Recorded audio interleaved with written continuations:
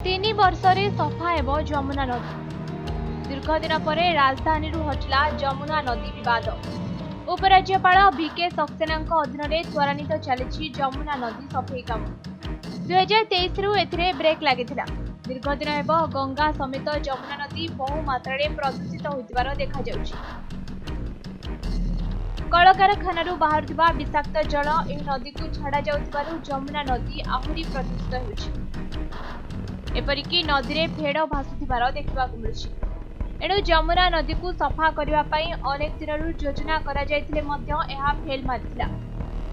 प्रथमे 2023 मसीह परिष्कार करने उपराज्यपाल बीके सक्सेना अधीन में एक दल गठन होता।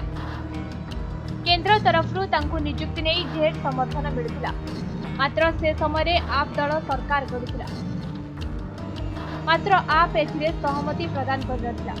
एही टीमर मुख्य भावे बीके सक्सेना चयन करने घटना को विरोध करथिला आप दल। एने सर्वोच्च न्यायालय रे एक केस फाइल होता। एणु मुख्य विचारपति डीवाई चंद्रचूड़ जमुना नदी विवाद रे रोक लगाइथिले। मात्र चलित निर्वाचन रे बीजेपी आसिछि। उभय केंद्र और राजधानी रे बीजेपी थिबारु बीके सक्सेना को पुणी एक नुआ टीम गठन करी मुख्य भावे नियुक्ति करा जायछि। एही टीम 4टी पर्याय काम करी जमुना नदी को सफा करिवे बोली प्रतिश्रुति दैछथि। टीमर सहयोग रहिले आगामी 3 वर्ष भितर एही काम को शेष कराजिवो बोली बीके सक्सेना कहिछथि।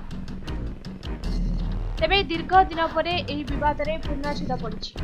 या छड़ा बीजेपी सत्ता को आसिले जमुना नदी सफा करने दिगरे ध्यान देव बोली कहिथिला। एणु सत्ता को आसिबा परे ए दिगरे पदक्षेप ग्रहण करबा आरंभ होई सारिछि। ब्यूरो रिपोर्ट समय लाइव।